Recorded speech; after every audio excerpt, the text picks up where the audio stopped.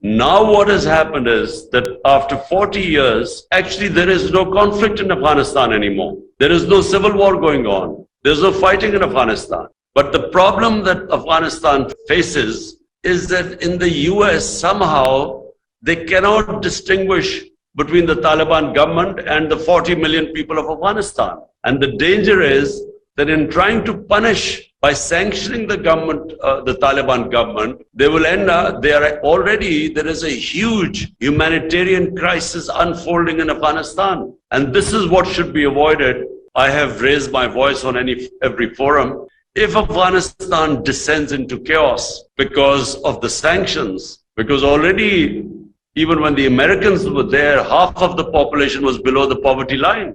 So when a country that its budget depended 75% on foreign aid, when you cut off the aid and then sanction the country, this could be the biggest man-made humanitarian crisis. So what China, Pakistan, the neighbors, the Europeans, everyone what they must do is convince the Americans that this is not the way to go about dealing with Afghanistan. Because in the end, if there's chaos in Afghanistan, the reason why the Americans first landed in Afghanistan is because of terrorism.